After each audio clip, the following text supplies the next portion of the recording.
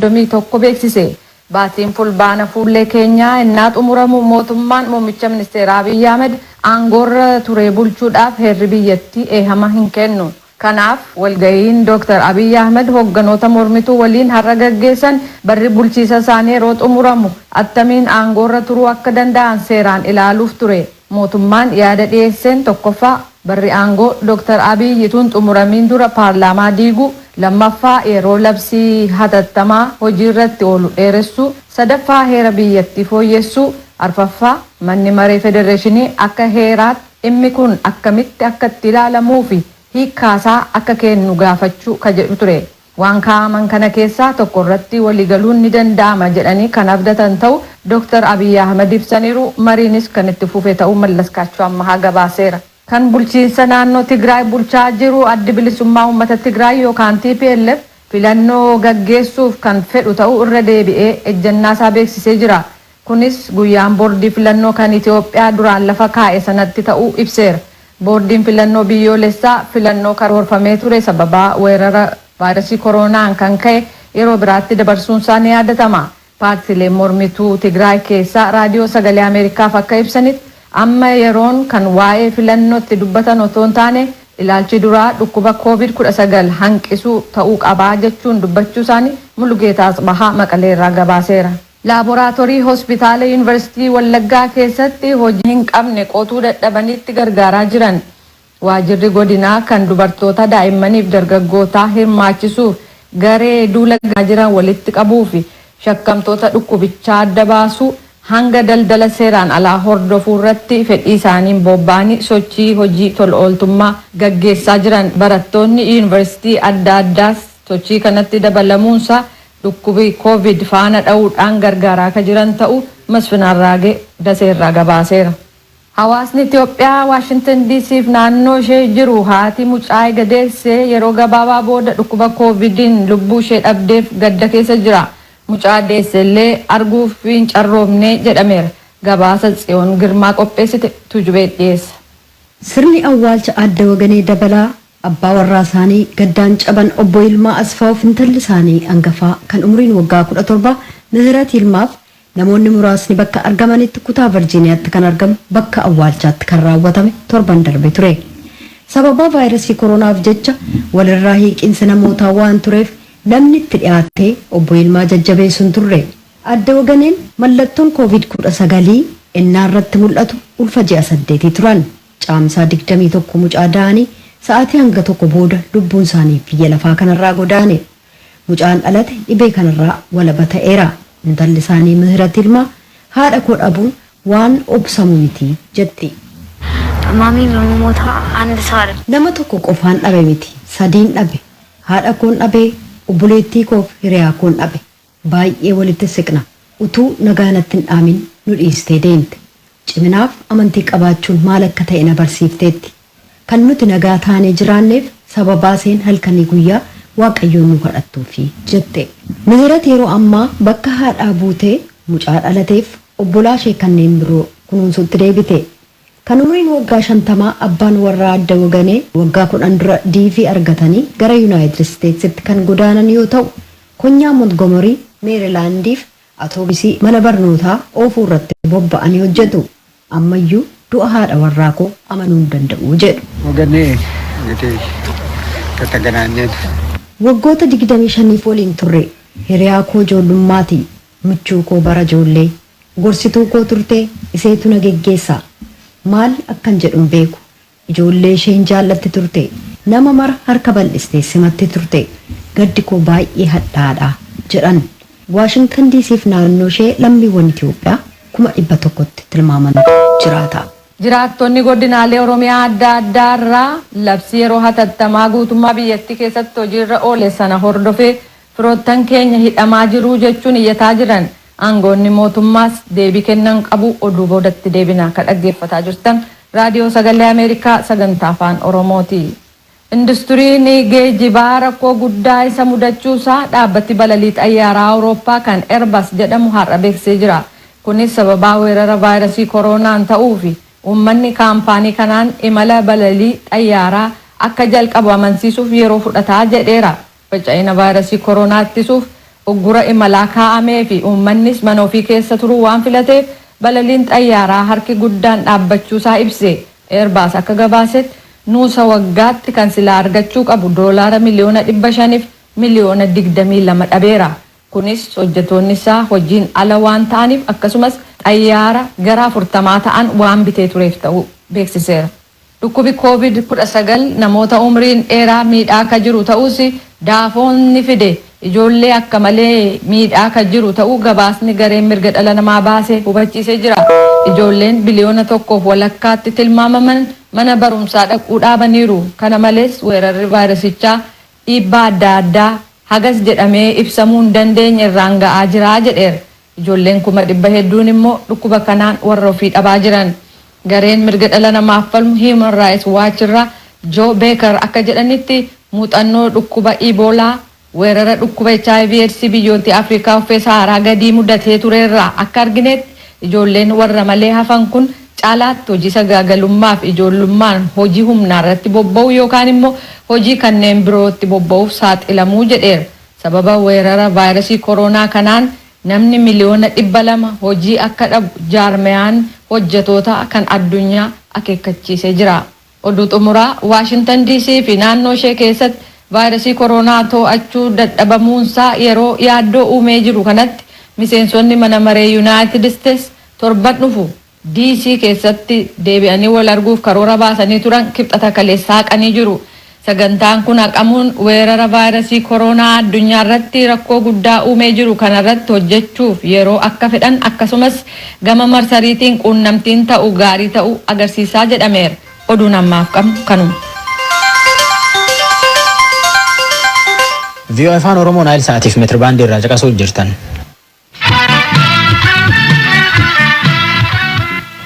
Akka maatiin isaanii jedhanitti Oromiyaa godina hedduu keessa akka malee nama hidhuutti jiran. Nama hagedduu buufata poolisii keessatti hidhanii gaargalchuu jiran. Koree lafaa jedhatti Naqamtee, Amboo, Aanaa Jimmaa, Arjoo, Shawaa Kaabaa, warra Jaarsoo, Gujii Bahaa, Booranaa fi Fulaa hedduu keessa akka nama hidhuuf jiranidha. Koomishinii Poolisii Oromiyaatii fi Biiroon Odeeffannoo Oromiyaa nami shakkiin hidhamuu danda'a jedhu. Saayidamtoota erge. Akka barataa ol daggafaa jiraatan magaalaa Naqamtee ganda duwwaa lamaa ta'e jedhutti abbaansaa obbo Daggafaan sanbata xiqqaa darbe humnoota nageenyaa magaalichaatiin butamuu isaanii hime. Guyyaa gaafa qidaamee manatti galaa osoo jiranii sa'aatii 12 kan ta'udha kan isaanii naannoo manaatti qabaman itti dhufaa jiranii hojiirra ba'anii. Kan isaanitti qabanis sababa isaayyuu hin beeknu yeroo xiqqaa darbe akkasuma qabamanii turanii Faasikaa irratti maanisin nabaa odeeggartu jedhanii qabanii ollaa geessanii ji'a ja'a achi turee eegachi dhufee inni hojii masaa hojjeta. Guyyaa gaafa qabames hojii irratti qabame malee waan biraa irratti hin qabamne wanti inni ragaan wajjin qabames hin jiru. Abbaan abbaa ijoollee jaadha nuti ijoollee jaadha hangafaadha darkeenya uffata hodheedha kan inni guddisu malee hojii garbiraa keessa galee waan biraa waan hojjete hin qabu. Magaalaa Naqamtee keessatti baatii bitootessaa bara 2012 gara dhumaarraa eegalee namoonni baay'inaan hidhamaa jiraachuu kan dubbatan jiraataan magaalaa Naqamtee obbo Fiqaaduu Ayyaanaa namoota seektara mootummaa keessa hojjetan dabalatee dargaggoonnii fi maanguddoonni ilaalcha siyaasaan hidhamaa jiru jedhan. Nama 17 daa'ira lafti isaanitti hidhamanii jiran immoo mana meetira tokko fi asiinatti meetira tokko akkas meetira 3 kana keessa jiru. Deeggartoota 5 jedhamu malee jarri kun hojjetaa regulaariidha. Baay'een isaanii barsiisota, baay'een isaanii dafqaan bulaadha, baay'een isaanii immoo barattoota yuunivarsiitiiti. Barattoota yuunivarsiitii ta'ee jedhanii jiraattota jarri kun hangarraa ta'ee mana murtiitti kan himatame tokko illee akka hin jirudha. Godina Wallaggaa Bahaa Aanaa Jimmaa Arjoorraa maqaan isaa akka hin dhaamne kan gaafate.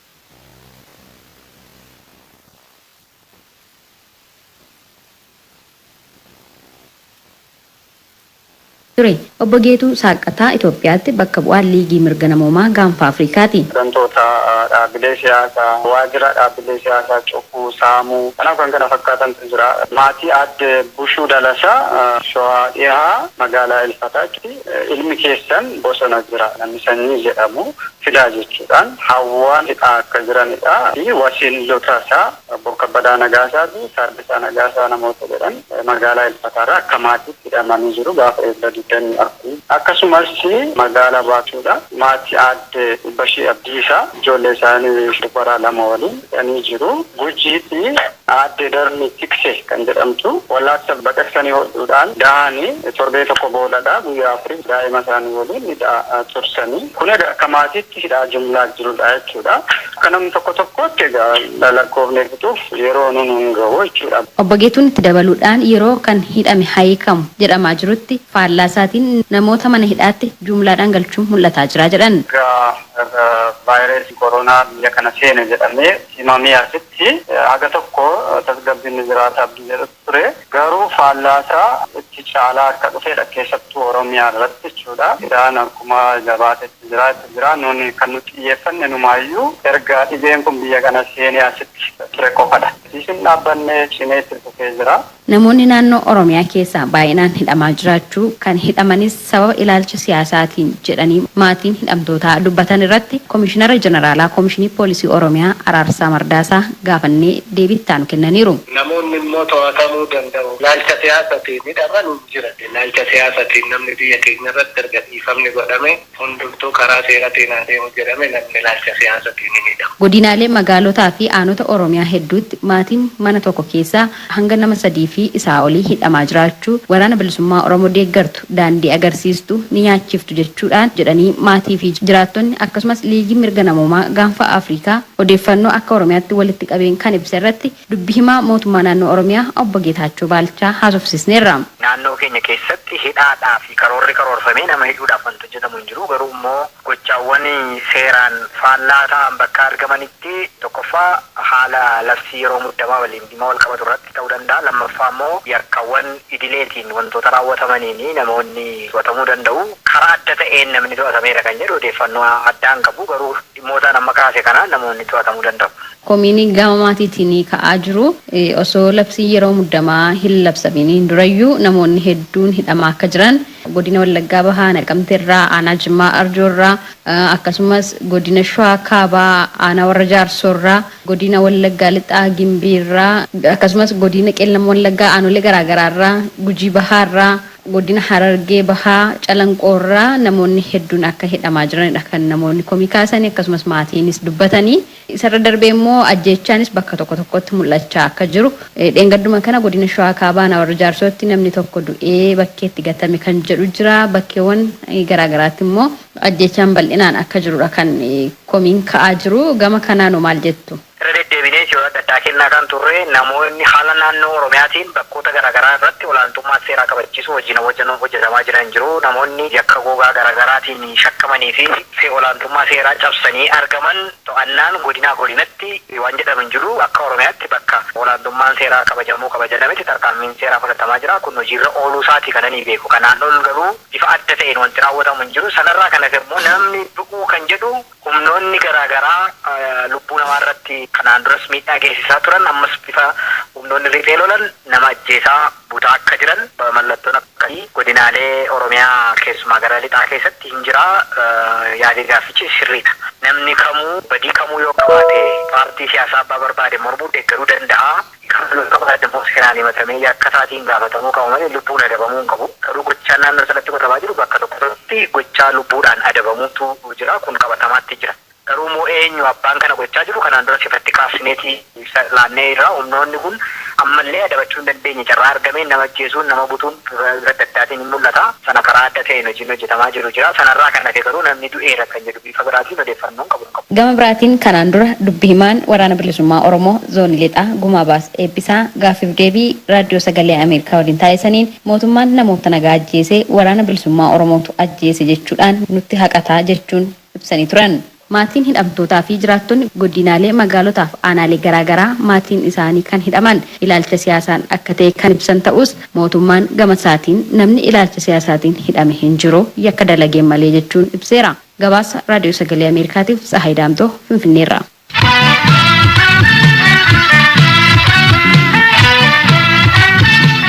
Voa Afaan Oromoo Naayil Saatiif meetiri baandii irraa caqasuu jirtanii.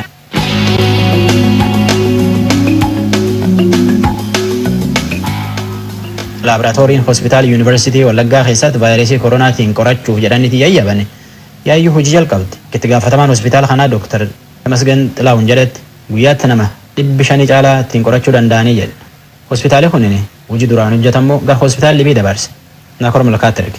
Hojii geggeessaan hospitaala Riifaraala Yuunivarsiitii Wallaggaa Dr. Tamasgen Xilaawun akka jedhanitti wiirtuun qorannoo vaayirasii koronaa COVID-19 hojii jalqabeera. Qophii wiirtuu qorannoo vaayirasii koronaa magaalaa Naqamteetti hospitaala Riifaraala Yuunivarsiitii Wallaggaatiin hundaa'een qophii godhame ilaalchisee Dr. Tamasgen waan jedhan qabu. Wiirtuu qorannoo COVID-19 kanatti akka qophaa'u taasifne qophii hundumaa xumuree kaleessa tajaajilaa fi banaa goonee jira jechuudha. Egaa wiirtuun qorannoo kun wantoota baay'ee hojjeta. Maashiniin sun vaayirasii adda addaallee adda baasuu ni danda'a.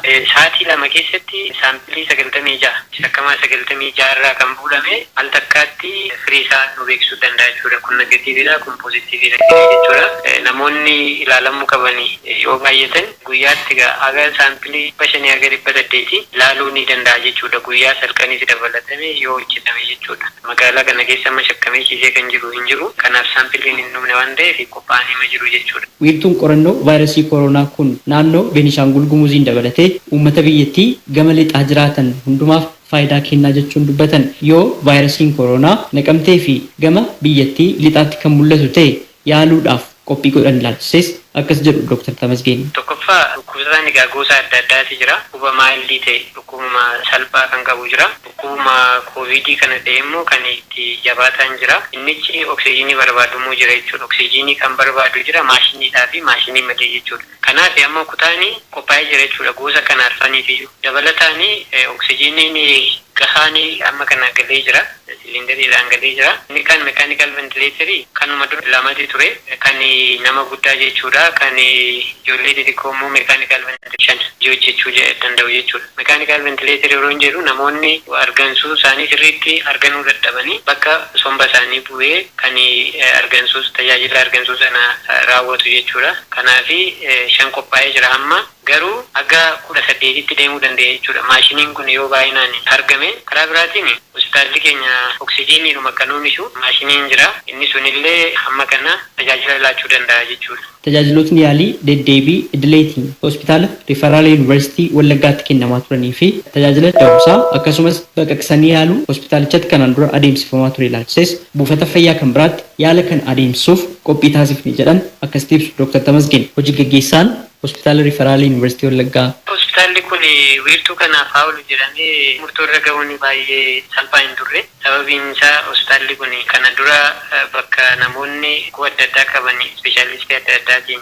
yaala argachaa turanidha. Bakka barattoonni keessatti barumsa isaanii barachaa turanidha. Dabalatees riisarchiin adda addaa iddootti qophaa'aa turedha jechuudha. Kanaaf dhukkubsattoota jedhanii karaa hospitaala Naqamteetti erga geessine booddee achitti dhukkubsataa waan baay'atee fi akkamiin gargaarra kan jedhu kana mari'annee hagamaatti waan hojii lama karaa qabsiifnee jirra jechuudha. Tokko moodel koominiti faarmaasii kan jedhamu magaalaa keessatti akka banamuu fi qophii xumurree jira jechuudha. Kana jechuun qorichoonni amma hospitaala kana keessa qoricha baay'eetu jira. Gosa adda addaatu jira. Qoricha kana gara magaalaatti baasnee iddoo uummanni itti fayyadamuu danda'u sana qophaa'ee jira. Mana kireeffannee jira. Ogeessi ramadamee jira. Kanaaf torbee tokko keessatti qoricha sana akkaataa namni itti fayyadamu faarmaasii sana ni banna jechuudha. Inni kaan hospitaalli kun kana dura servisiin kennaa ture keessa guddaan karaa da'umsa wajjin wal qabatu jechuudha. Egaa ispeeshaalistoota gadameessaa fulfaa 5 qabna. Dabalatee ogeessa midwaayifii kan deessisan kan ammoo gara 25tti kan nuun qabnu. Hojjetaan kun uummata gargaaruu qaba keessumaa dubartoota da'an kan jedhuu fi amma kana buufata fayyaa kan maqaan Yesuusii tokko isaan irraa fudhannee hojii jalqabsiisuudhaaf garee tokko uumnee jirra. Gareen kun horii sinodoosii sanarraati kilinika kana oofishaalii erga irraa fudhanneeti akkana guyyaa torba guyyaa fudhanii booddee tajaajila da'umsaa baqaqsanii yaaluu dabalatee jechuudha. Buufata fayyaa sana keessatti eegaluun hin danda'ama jechuudha. Dabalataan immoo biiroo eegumsa fayyaa kan godinaa wajjin taanee iddoo adda addaa barbaadaa jirra jechuudha bakka tajaajila kana deemnee yaaluu dandeenya. Kanaan dura akka rakkootti kan ka'aa ture meeshaalee qulqullina ittiin eeggatanii fi haguuggii fuulaaf ta'an kan harkatti godhatan dursa of eeggachuudhaaf wantoota mala ogeessotaa wajjin wal qabatee tarii akka hospitaala keessanitti hammam furameera wanti kun. Hojjetaan akka inni infekshinii kana hin horanne gochuu keessatti meeshaalee personal protective equipment barbaadaman kana yeroo dhukkubsataa bira ga'anii kan namoonni uffatanii caammaa isaaniirraa ka'ee hagaa haguuggii sanaatti hagaa maaskiitti kan deemu sana jechuudha. Karaa hospitaalaatiin gochuu kan qabamani fakkeenyaaf namootaaf yuunifoormii argachuu qabu, caammaan jiraachuu qaba, boottii kan antinii ta'e jechuudha. Inni kun godhamee jira. Inni kan meeshaan hamma googilii kana inni 95 jedhamee ammaa fi dhiyeessiin jiru gahaadha. Garuu gara fuulduraatti dhiyeessiin kun akkuma addunyaatti akka biyyaatti rakkoodha waan ta'eef qaamni dhimmi isaa ilaalu. Eegumsa fayyaa Oromiyaa ta'uu danda'a, biiroo federaalaa ta'uu danda'a. Jala buhee personal protective equipment kana dhiyeessuu irratti hojiin guddaan akka eegamu asumaan ibsuun barbaada. Garuu amma kana kan ittiin dhukkubsataa keenya yaaluu dandeenyu of harkaa qabna jechuudha karaa hundumaatiin. Wiirtuun qorannoo vaayirasii koronaa magaalaa Naqamteetti hundaa'uun wal qabatee yaada kan nuuf kennan jiraataan magaalaa Naqamtee obbo Lataa Fiqaaduu akkas jedhu. Wanti kun baay'ee bu'aa guddaa qaba, gammachuu guddaadhas. Namni dooktara beeku tokkotti afaan beekuun akka isaa ta'utti itti himatee yaada isaa rakkina isaa gadi fageenyaan ibsatee gaafa jedhu rakkina isaa sirriitti itti himatee itti gammada. Dabalataan iddoo kan biraatti saamuuddi isaa ergamee amma dhufutti istirasii yaaddoo kana nambisa wanti kun achitti banamuunsa yeroo sin qusataa baasii sun qusataa namnis immoo yeroodhaan akka dhibeensaa sun bukkee gaame rakkoon isaa bukkee gaame akka furmaata argatuu fi wanta taasisuuf baay'ee kun wanta baay'isaadha jedhee yaada. Dagannaan jira namni bada xiyyeeffannootti kennaan jiru wanta kanatti asitti immoo seentariin kun jalqabee hospitaalli naqamtee kun jalqabuunsaa ogeessotiin addana jiran illee namoota kana hunda dammaqsuu yaadachiisuu kanaafiyyuu waan baay'eedhaaf bu'aa guddaa qabatee yaada wanti kun. Hojii gaggeessaan hospitaala Riferaal Yuunivarsiitii Wallaggaa Dr. Tamasgeen Xilahuun giddugalli qorannoo vaayirasii koronaa magaalaa Naqamteetti banamus hanga ammaatti dhibee COVID-19f qorichis ta'e talaalli waan hin argamneef hawaasni gorsa ogeessota fayyaa hojiirra oolchuun ofiisaa maatii isaa fi namoota kanneen biroollee dursee weerara kanarraa eeguu qabaa jechuun ergaas dabarsanii jiru. Raadiyoo Sagalee Ameerikaaf Naakoor Malkaa Amborraa.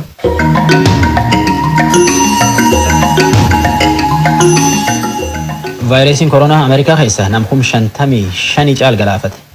Nam miliyoon 26 caalatti naannoo jedhan. Jimaata dabree asitti ammoo godina Ameerikaa hagi tokko nama hojii irra jira. Ogeeyyooti fayyaa tunin bala hedduu qabaachuu dandeettee jedhe. Bulchiinsi godina akkanaa ammoo namni hojii dadhabuu jira. Lamaan wal talaallachuu baannaan namni hagan caalu hojii dhabuu danda'a jedhan. Gabaasaan VOA Brian Padden warra lafaatiif bulchoota godinaalee dudubbisetti oduutaan nu erge tujubennutti. Kutaa Yuunaayitid Isteets Joorjaa keessaa manneen ispoortii, manneen nyaataa, daldalaawwan jalqaba banaman keessaa yoo ta'an kutaan kun dinagdee biyyatti deebisanii sochoosuuf tarkaanfii bal'aa kan fudhate isa jalqabaati. Daldalaawwan kun banamanis qajeelfama walirraa siiqiinsa namootaa hordofuu keellaa keessaa hojjetan keemikaalaan qulleessuuf hojjettoonni isaanii mallattoo vaayirasii koronaa qabaachuu kan akka qaamni hoo'uu yoo irratti mul'ate sakatta'uu qabu. We are checking temperatures, we're making sure that clients fill out a questionnaire before we perform any type of services. Ho'a qaama isaanii ni ilaalla. Maamiltoonni keenya utuu tajaajilan kenniniif dura foormii gaaffii of keessaa qabu guutuu harka dhiqachuu isaaniillee adda baafannaa jedhan. Lakkoofsi namoota Joorjaa keessaa vaayirasii koronaan qabamanii garuu ammayyuu ol ka'aadha. Hayyoonni eegumsa fayyaa sababaa miidhaa dinagdeef uggura kana dafanii kaasuun weerara hamaa vaayirasii lubbuu galaafatu kana ammeessuu malaa jechuun akeekkachiisan. Yuunivarsiitii Joon Hopkins irraa Dr. Jason Farley akkas jedhu. We are, as we open up the economy, potentially exposing immunologically naive people. Innaa hojiin akka deebisee banamu goonuu namoota qaamni isaanii vaayirasii kanaan wal hin beekne saaxillaa. Kana gochuudhaanis dhumarratti lubbuun akka dhabamuuf sababaa ta'a. Namoonni dhukkubsatanis dabalaa deemuu jedhan. Lammiiwwan Ameerikaa kanneen hojiitti deebi'uu barbaadan guutummaa biyyattii keessaa hiriira mormii geggeessaa jiran. Yaadi uummataa akka agarsiisutti garuu vaayirasiin kun akka hin facaaneef hamma talaalliin sirrii ta'e argamutti daldalaawwan irra uggura kaa'amee fi walgahii gurguddaan akka hin geggeeffamne ka jedhu deeggarsa uummataa cimaa qaba. Pireezidaanti Doonaald Tiraamp hojiin yoom akka jalqabamu akka murteessaniif kutaalee biyyaatiif dhiisaniiru. Wixata darbe daldalaawwan of eeggannoon akka banamaniif guutuu biyyaa keessatti dandeettii dhibee kana sakatta'u akka cimu qajeelfama haaraa dabarsaniiru. Ensuring the health of our economy is vital to ensuring the health of our nation. These goals work. Dinagdeen keenya fayyaa ta'uusaa mirkaneeffachuun fayyummaa biyya keenyaa mirkaneessuuf baay'ee barbaachisaadha jedhan. Hojiiwwan kun wal cina kan adeemanidha jedhaniiru. Hojii dhabuuf deeggarsi mootummaa biraa argamu hanqachuusaan kan ka'e namoota hedduun nyaataaf kiraa manaaf maallaqa baasan waan dhabaniif kutaaleen kanneen biroonis daldalaawwan hangi tokko akka banaman eeyamanii jiru. Bakka vaayirasiin koronaa itti hammaate niiwuorkiif bulchaa akka ta'an Andrew Cuomo akka jedhanitti dinagdee banaa taasisuuf karoorsuudhaaf qajeelfama waaltaa to'annoof ittisa dhukkubootaa kan CDC irratti kutaaleen biyyaa jalqaba COVID-19 gad xiqqaachaa adeemuusaa adda baafachuu